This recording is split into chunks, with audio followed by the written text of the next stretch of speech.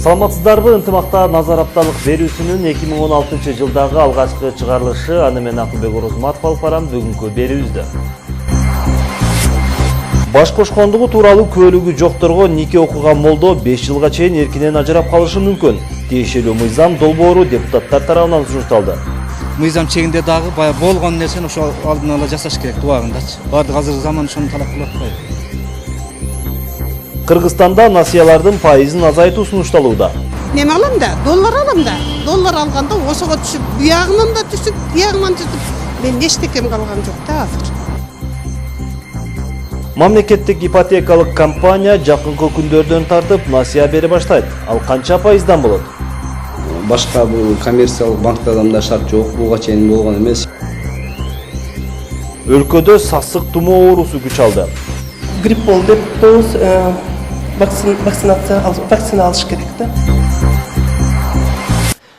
Эми ЗАГСы жокторго нике кыйган молдолор жоопко тартылып калышы мүмкүн. Расмий каттоого турмайынча дини никеге кыюуга тыюу салган мыйзам долбоору сунушталып жатат. Коомдук талкууга коюлгон долбоор жашы жетелек кыздардын турмушка чыгуусун, ажырашуусун кыскартуу жана аялдардын укугунун сакталышын көздөйт. Анда жубайлардын расмий каттоого алынгандыгы тууралуу күбөлүктү көрбөй туруп нике кыйган молдого 3 жылдан 5 жылга чейин эркинен ажыратуу каралган. Аялдардын укугун коргоо боюнча иштеген уюмдар мыйзам кабыл алынса, оң таасирлери көп дешет. Ал эми молдолор эмне дешүүдө? Кийинки материалда сөз болот. Кыргызстанда түтүн булаткандардын теңинен көбү убагында мамлекеттик каттоого турбайт. Өлкөдө жаштардын басымдуусу дини никеден гана өтүп, турмуш курганын тастыктаган күбөлүккө көңүл бурбай калган. Мындан улам ЗАГСы жок үй бүлөлөрдө бир топ көйгөйлөр жаралып келет. Эми жубайлардын никеге чейин расмий каттоодон өтүүгө милдеттендирген мыйзам долбоор даярдалды. Биз ушундай фактыларды көрүп жатабыз. 15-16 жаштагы кыздар деле никесин кыйып күйөөгө берип койгон көрүнүштөр бар. Бул туура эмес. Ата-энеси макул деп коет. Бала болсо жетиле да элек. Административдик кылмыш жоопкерчилигин күчөтүшүбүз керек. Никеден мурун расмий каттоодон өткөдөй кылышыбыз зарыл. Каттоосун көрбөй туруп нике кыйган молдолорду кылмыш жоопкерчилигине тартышыбыз керек. Каттоосу жок жашап жүрүп ажырашып кетет. Анысын күйөөсү деп эч ким далилдеп да бере албайт. Анан үйүнөн кууп чыгат. Мындай келиндер болсо баласын кучактап ара жолдо калат. Долбоордун авторлору Жогорку Кеңеш депутаттары Эльмира Жумалиева жана Аида Салянова. Сунуш эрте турмушка чыккан көрүнүштөрдү азайтуу, келиндердин укугун коргоого багытталган. Долбоорго ылайык жубайлардын расмий каттоого алынгандыгы тууралуу күбөлүктү көрбөй туруп, нике кыйган молдо айыпка тартылат. Дин кызматкерлери да бул мыйзам долбоорду колдоорун билдирет. Бүгүнкү күндөгү биздин Ош шаардык казыятына, жеке мечиттерге келип, мындайча айтканда, менин ЗАГСым жок эле. Мен эч нерседен мал мүлүктөн мындайча айтканда, мындай мыйзам талаасына келгенде эч нерсеге акылуу болбой атам деген аял заты жок эмес. Шарият аялдын укугун корголушун талап кылат. Ошон үчүн буну кандайдыр бир деңгээлде Кыргызстан мусулмандар дини башкармасы менен мына биздин министрликте юстиция келишип бир тартипке сала турган болсо, албетте ошондон кийин ЗАГСты көрсөтүп мечит никесин кыйса, бул негизи туура болот деген сунушту казы катары биз деле сунуштамакчыбыз. Коомчулуктун пикирине таянсак, жаштар арасында никенин расмий каттоого алынышына караганда молдонун нике кыюусу маанилүү болуп баратат. Мурункудай эле болуш керек да. Негизи салтта илгертен бери пайдаланылган нике кыйган. Ал эми кошумча жана документ эми ал мыйзамды түргөн нерсе да, мамлекеттик мыйзам. Эми айып салыш туура эмес кылачы. Негизи мыйзам чегинде дагы бая болгон нерсени ошо алдын ала жасаш керек убагындачы. Баардык азыркы заман ошону талап кылып атпайбы? Керек, ЗАГС салыш керек. Анан кийин никеге туруш керек да балам. Ондай болбосо болбойт да. Азыр эми көбү алдап үйлөнүп алышып, ар бала кылып, катындары барбы, жокпу ошентип туруп алдап атпайбы кыздарды. Анан кийин эмне жаман, баягы кыз жаман болуп атат. Ошого согласный болуш керек да, мен ошону каалайм.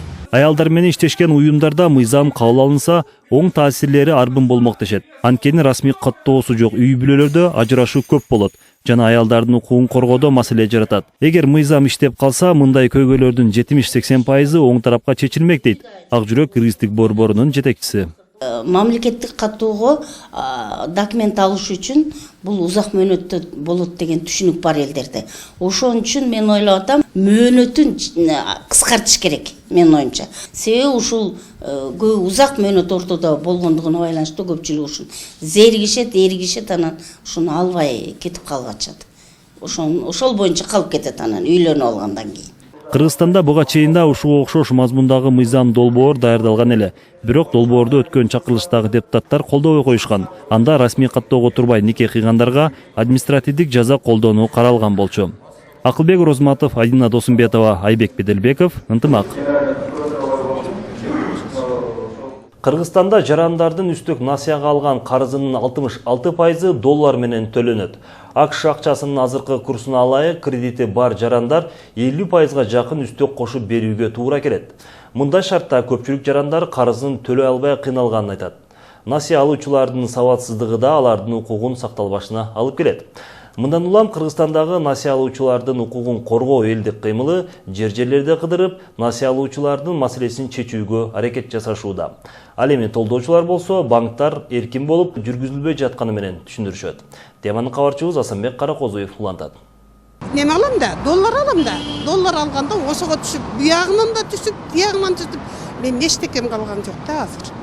Аймончок Миңбаева 2 жыл мурун жеке банктардын биринен 47 000 доллар насыя алган. Сон менен алам деп документтерин бүтүргөндөн кийин карыз АКШ доллары менен төлөнөрүн айтышат. Бирок пайызы аз эле болот деп түшүндүргөн дейт Миңбаева. 4 жылдык мөөнөттүн азыр 2 жылы калды. Ал мындан ары кредит төлөгөнгө эч кандай чамасы калбагандыгын айтат. Доллардын курсу жогорулагандыгына байланыштуу алган карызынын үстүнө 22 000 доллардан ашык акча кошуп берүүгө туура келип калган. Азыр 20 айдын ичинде 12 000 долларын процентке эле төктүм.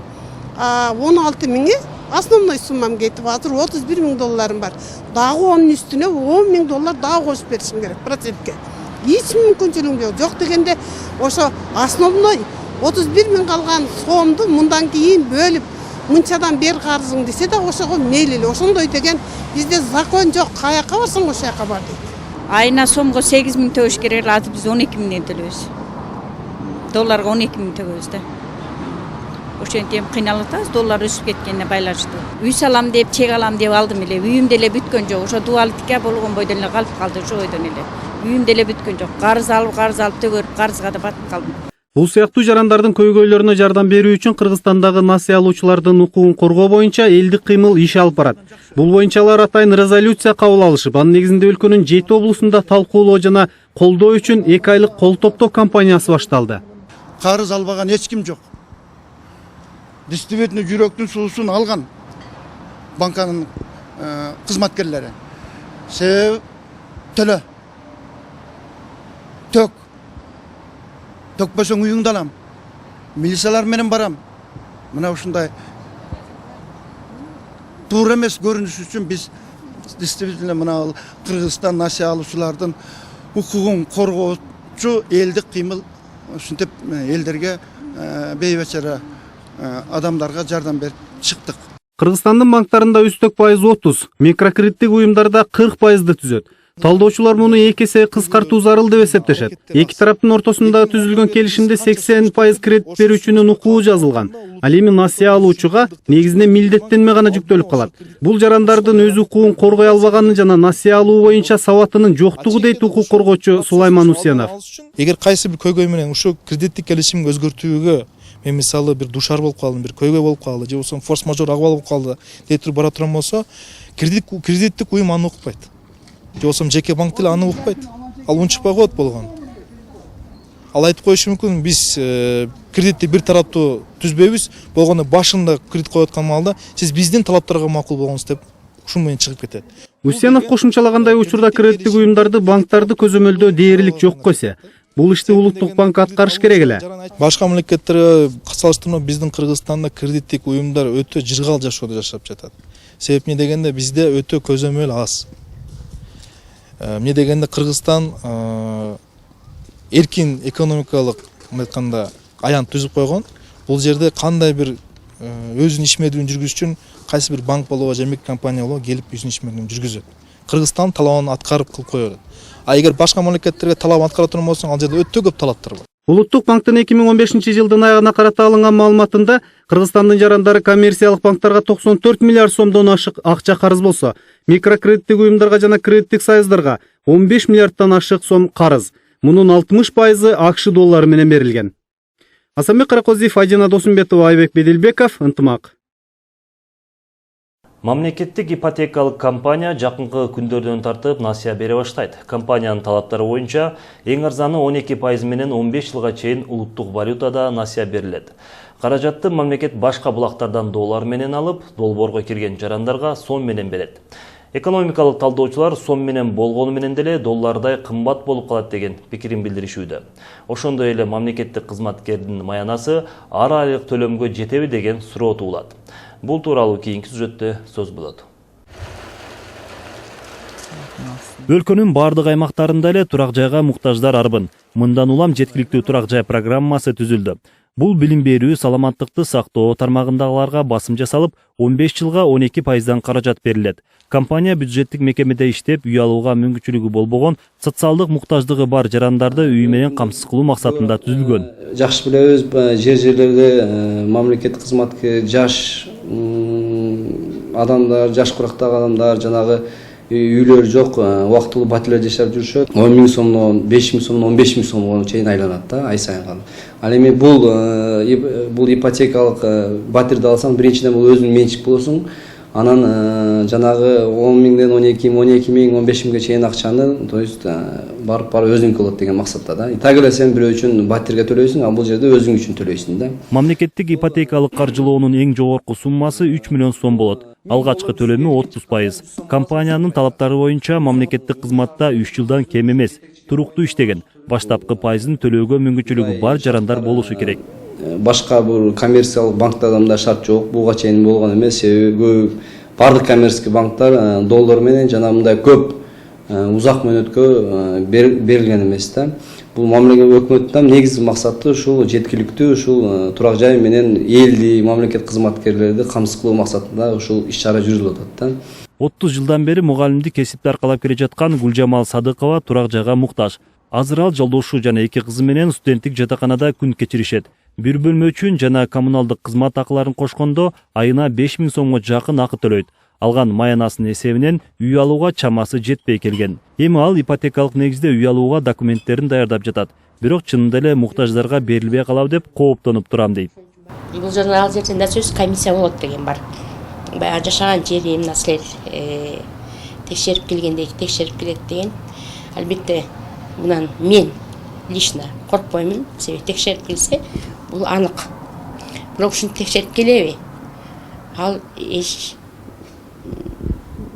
билбейсиң. Кагаз менен аркылуу кагазды окуйбу? Сенин берген заявленияңы деген. Ош шаарынын өзүндө эле Гүлжамал Садыкова сыяктуу үйгө муктаж 5 миңден ашуун жаран бар. Булар шаардык турак жай департаментине кайрылгандар гана. Мында кезекте тургандардын алды 10-15 жыл мурун кайрылган. Ош шаардык мэриясынын турак жай департаментинин жетекчиси жаңы компаниянын алкагында жарандарды үй менен камсыз кылууга шарт түзүлгөнүн билдирди. Бул аябай жакшы компания болуп атат. Бул дагы Ош шаар тургундарына биз мэрдин атынан кайрылуу кат жөнөттүк. Ушу Ош шаарына бөлүп бериңиздер депчи. Эгерде ошол сумма Ош шаарына отдельно кылып бөлүп келе турган болсо, биз дагы көп жеңилдиктерди алып келебиз Ош шаар тургундарына. Каражатты мамлекет башка булактардан доллар менен алып, долбоорго кирген жарандарга сом менен берет. Ортодогу тобокелчиликти мамлекет өз жоопкерчилигине алары айтылып жатат. Ал эми экономикалык талдоочулар карыз долларга алынып жаткандан кийин сомго айландырганда да кымбат болуп калат дешүүдө. Биздики 150 долларга жетпеген айлык акы менен иштеп аткан кишилерди жана ипотека менен тигибу деп башта айландырыштын кажети жок. Мен ойлойм, узак мөөнөткө берип, ошо турак жайларды дагы жана ипотека бергенде дагы бул процентин сөзсүз түрдө төмөндөтүш керек. Экинчиден жана 30%дык ченемди биринчи төлөмдө 30% эмес 10%ын алса көпчүлүккө мындай чөнтөгүнө туура келе билет. Өкмөт башчы Темир Сариев бюджеттик мекемелерде иштегендер үчүн мамлекеттик ипотека берүү 15 январдан башталарын билдирген. Компания ушул жылдын 1 январынан тартып өз ишин баштап, каражаттын 4 миллиард сому Кыргыз-Орус өнүктүрүү фондунан алынган. 1 миллиарды өлкөнүн социалдык өнүктүрүү фондунан каржыланмакчы. Акылбек Розматов, Адина Досумбетова, Айбек Беделебеков, ынтымак. Ош шаарынын 2015-2025 жылдарга карата башкы планы даярдалды. Учурда долбоордун бекитип берүү үчүн Кыргыз Республикасынын өкмөтүнө жиберилди. Алгач коомдук талкуудан жана шаардык кеңештин кароосунан өткөн башкы планда бир катар өнүгүү жолдору каралган. Айрым жеке турак үйлөрдүн ордуна көп кабаттуу үйлөр курулса, кээ бир аймактык кеңештерге эс алуу бактары салынышы каралган. Ал эми акыркы учурда көйгөйлүү маселеге айланган авто тыгынды жоюу үчүн ички жолдорду кеңейтилүүсү да пландалган. Теманы кабарчыбыз Эрмек Муратбек уулу улантат. Ош шаардык архитектура жана Кыргыз Республикасынын элим изилдөө институт адистери биргеликте Ош шаарынын 2015-2025 жылдарга карата башкы планды даярдады. Буга чейинки башкы планда бир катар кемчиликтер камтылганына байланыштуу кайрадан иштеп чыгуу зарылчылыгы пайда болгон. Мына биздеги бүгүнкү күндөгү эң чоң аймактык кеңештердин бири болгон Жапалак аймактык кеңеши кирбей калган Ош шаарынын ушул ген планыначы. Андан сырткары ушу келечекте Ош шаар кайда өнүгөт, кайсы тараптарда өнүгөт. Жана ошондой эле мурдагы ошо ген пландарда кайсы багыттарда мисалы үчүн ушул эс алуу борборлор кайсы тараптар болот, кайсы жерлерде көп кабаттуу үйлөр түшүш керек. Жана башка ошонун бир деталь баардык бир негизги тармактар толук иштелбеген экен. Биз ошону бүгүнкү күндө ген планда негизинен көрсөттүк десек жаңылышпайбыз. Даярдалган долбоор боюнча Ош шаарынын аймагы 56 000 гектарга чейин кеңейет. Жапалак айылдык аймагынан 12 гектар жер шаарга кошулат. Калганы Кара Суу районунун шаарга жакын аймактары кирет. Сунушталып жаткан долбоорго ылайык Ош шаарынын стратегиясы түндүк-чыгыш тарапка, чыгыш жана түштүк тарапка карай өнүгүүсү пландалган. Ал эми айрым аймактардагы жеке турак үйлөрдүн ордуна көп кабаттуу үйлөр курулуусу каралган. Көбүнчөсүнөн бул илгертен калыптанып калган шаар болгонуна байланыштуу жеке турак үйлөрдүн ордуна көбүнчөсүнөн мына Сулайман тоонун айланасындагы жерлердеги жеке турак үйлөрдүн ордуна көп кабаттуу үйлөр, ошолор менен биргеликте социалдык, маданий жана соода түйүндөр да каралган. Эгерде башкы план бекитилип калса, мыйзамсыз курулуштарга бөгөт коюлат. Шаардын бардык аймактарында парктар курулат жана Акбора дарыясынын жээгинде эс алуу үчүн ыңгайлуу шарттар түзүлөт. Ал эми шаардын борбордук бөлүгүндө, көчөлөрдүн боюнда көрктү бузуп турган чакан мекемелердин ордуна көп кабаттуу үйлөр курулуусу пландалган. Биздин Ош району деп коет, баягы космонавттар паркы. Мына өзүңүздөр билесиздер, бул негизги биздин борбордук жол болуп эсептелет, бирок ошол борбордук жолдун четинде билесиздер, ошол жерде вулканизация, түрдүү соода түйүндөр болуп, мындай иресиз болуп, абдан көрүнүксүз болуп турат. Муну биз шаардык кеңештен да макулдук алганбыз. Мына ошол жерлерде маселен көп каттуу үйлөрдү кура баштасак болот деген. Мына ошондой маселелерди биз ген планда көрсөтүп бекиттик. Ош шаарынын башкы планы 2007-жылы иштеле баштап, 2009-жылы кандайдыр бир себептер менен бекитилбей калып кеткен. Долбоор 2013-жылы да улантылып, ал да толук бүтпөй калган. Жалпысынан 13 миллион сом каражат жумшалган. 2015-2025 жылдарга Ош шаарынын башкы планы коомдук талкуудан жана шаардык кеңештин кароосунан өтүп, азыркы учурда Кыргыз Республикасынын өкмөтүнө бекитип берүү үчүн жиберилген. Эрмек Муратбек уулу, Азам Бузириков, ынтымак. Өлкөдө сасык тумоо оорусу күч алды. Оору менен кайрылгандар өткөн жылдын ушул мезгилине салыштырмалуу көп. Дарыгерлер буга негизинен жылуу аба ырайы себеп болуп жатат деп эсептешет. Учурда Ош шаардык балдардын жугуштуу оорулар стационарында да орундар жетишпей жатат. Мисалы, Жалал Абад облустук оорукананын жугуштуу оорулары бөлүмүнө күнүнө 50дөн ашуун бейтап кайрылып, орундар жетишсиз болуп жатат. Бир жумада эле шаардын өзүндө бейтапканага кайрылып, алардын ичинен 100гө жакыны ооруканага жаткырылган. Кененирээк аймактан кабарчыбыз Кылымжан Азамат кызы айтып берет. Учурда сасык тумоо илдетине чалдыккандардын басымдоосу өспүрүмдөр, көбүнчө бул ооруга үй бүлөсү менен кабылып ооруканага кайрылгандар арбын. Жалал Абад шаарынын тургуну Гүлнара Көчөрбаева мындан 1 жума мурун 3 баласы менен тумоолоп ооруканага келген. Ал алгач үйүндө өз алдынча дарыланган, бирок оору барган сайын күч алгандыктан дарыгерге кайрылган. Куусуп, кандайдыр бир уйку тартты, бир ошондой алсыздык пайда болду. 7 күн мурун келдик, бүгүн 8-күнү. Акыбалыбыз, температурабыз 38-39 болуп, катуу ооруп келгенбиз. Жылдын ушул мезгилинде адамдардын 65%га жакыны сасык тумоого чалдыгат. Бул илдеттен адамда өпкөнүн, кулак, мурун, бөйрөктүн сезгениши ыктымал. Ак халатчандардын айтымында сасык тумоо менен кайрылгандардын санынын өсүшүнө кардын жаабай жаткандыгы да себеп болууда. күндө амбулаторный мындай бизге кайрылуу медработниктерге где-то бир 60-тын тегерегинде оорулуулар келип атат. Алардын ичинен где-то бир 10 чактысы жаткызылып атат.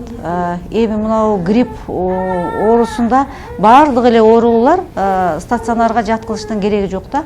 Алардын жеңил, орточо формадагы оорулуулар үйдөн каралса болот. Анан оор, андан кийин жанагындай кабылдоого учураган пневмония, ларинготрахеит быйыл көп болуп атат. Ошол учурдагы оорулуулар стационарга жаткызылып атат да. Жалал Абад облусунда сасык тумоо менен кайрылгандардын саны өткөн жылы 12 миңден ашуун болгон. Ал эми 2016 жылдын бир жумасында шаардын өзүндө 400дөй адам кайрылган. Алардын ичинен 100гө жакын ооруканага жаткырылган. Бул көрсөткүч өткөн жылдын бир жумасына салыштырмалуу 22 учурга көп. Айрыкча бул сасык тумоо оорусу жаш балдардын арасында көп катталат. Ошол мезгилде биз баягы үй бүлөлүк дарыгерлердин иштерин да күчөтүп атабыз. Больницаларда режимдерди күчөтөбүз. Бардыгы маскачан, өздөрүнүн баягы дезинфекциялык режимдерди катуу кармашып, өздөрүнө да жугузуп албаш үчүн эме кылат. Облуста сасык тумоо боюнча коомдук жайларда, социалдык объектилерде түшүндүрүү иштери жүргүзүлүүдө. Оорунун алдын алуу үчүн жарандар эмдөөдөн өтүшү керек. Сасык тумоонун мезгили мартка чейин уланаарын дарыгерлер эскертет. Кылым жана Азамат кызы Темирбек Жакупов, Ынтымак, Жалал Абад облусу. Ынтымак коомдук телерадио компаниясынын жана Ош шамы гезитинин кабарчыларынын иши сотко ачты. Аларды Абдурайым Аманбаев 3 балалуу эне үйсүз калгандыгы тууралуу материалы үчүн сотко берген. Доогер арызда журналисттер өзүнө моралдык жактан зыян келтирди деп 500 000 сом айып пул өндүрүп берүүнү сураган. Ал сот бул аптага белгиленген болчу. Бирок адвокаттардын иш менен таанышууга убакыт сурагандыктан сот жылдырылды. Теманы Назгүл Ахунова улантат. Өткөн жылдын сентябрь айында 3 балалуу аял Ынтымак телеканалы аркылуу үйсүз калгандыгын айтып чыккан. Ал күйөөсү каза болгондон 1 айдан кийин жолдошунун таекеси үй менин атымда деп талашып кууп чыккандыгын билдирген болчу. Ал эми аялдын кайнатасы үйдү өз акчасына сатып алгандыгын гана айтып, интервью берүүдөн баш тартып койгон. Ушул эле материал Ош шамы газетасында да жарыяланган. Анда да өзүн үй ээсимин деп атаган Абдурайым Аманбаев комментарий берген эмес. Көп өтпөй эле материалдарды даярдаган Ынтымак телерадио компаниясынын жана Ош шамы газетасынын кабарчыларын бейтарап чагылдырган деген айып менен сотко берген.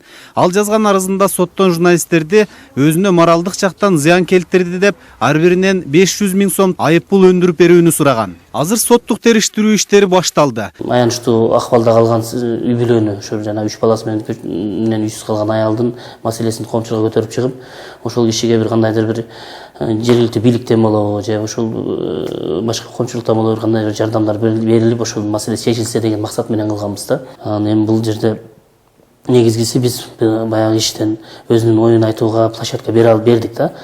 Мүмкүнчүлүк бердик. Айтыңыз өзүңүздүн позицияңызды депчи, ал киши өзү баш тарткан. Баш тарткандыгы жөнүндө биз материалда айтканбыз. Мыйзамга ылайык, бул жерде эч кандай моралдык зыян тартуу жок. Бул жерде чыгарылган материалдардын жалпы контентин көрсөңөр, жалпы мааниsin көрсөңөр, бул жерде жеке инсандын аброюна шек келтирүү жагдайы жок. Качан гана шек келтирет, эгерде ошол иш боюнча доогердин мисалга айтайлык, бир жаман адам же болбосо өз карындашын алдады, жүзү жок, айтор бир ошол адамдын намысына тие турган сөздөр жазылган болсо, ушул жагдайда кайрылса болот. Иши сотто каралып жаткан журналисттердин айтымдарында аларга соттон чакыруу келгенде бул 3-чү жолку билдирүү экендигин эскерткен. Бирок ал чакыруу 1-чи жолкусу болчу дешет алар. 3-чү жол келиши, мындан кийин дагы барбасаңар, милициянын коштоосунда алып кетебиз деп ушундай типа унижение кылыпчы. Анан биз ошол күнү эле горсудка келдик. Анан келсек бул жерде иштегендер ошол жок, биз жөнөткөн эмеспиз, конверт жок, мен жөнөтпөй калгам, даже бул повестканы дагы өздөрүнө бергенмин, өзүңөр жеткирип бергиле деген деп. Ушундай жооп айтышкан алар. Иш Ош шаардык сотунда каралып, жарыян бүгүнкү күнгө белгиленген. Бирок адвокаттардын иш менен таанышууга убакыт сурашкандыгына байланыштуу сот иши жылдырылды. Доогер тарап бул иш боюнча комментарий берүүдөн дагы баш тартты. Эч нерсе айта албайт. Кайсы жерде укугуңуз бузулган ошону эч нерсе айта албайт. Процесске келесиңер, катышасыңар, көрөсүңөр. Канчалык деңгээлде Аманбаевдин бузулганын угасыңар. Канчалык деңгээлде Эмне тома тартып атасыз? Эмне журналист Жок, мен силерге дей албайт. Азыр бул материалды медиа укук уюмунун эксперттери карап жатышат. Мындан сырткары медиа институтунун өкүлдөрүнө да тиешелүү материалдар жөнөтүлгөн. Кезектеги сот жараяны 25 январга белгиленди. Журналисттердин бүгүнкү сотун чагылдырууга 20дан ашуун жалпы амалдоо каражаттарынын өкүлдөрү башты. Асанбек Каракозиев, Назгүл Ахунова, Айбек Беделбеков, Ынтымак. Сиздер жарым саат бою өтүп бара жаткан жуманын эң маанилүү окуяларына токтолгон назар апталык берүүсүн Ынтымактан көрдүңүздөр. Аны мен Акылбек Орозматов алып бардым. Саламатта калыңыздар.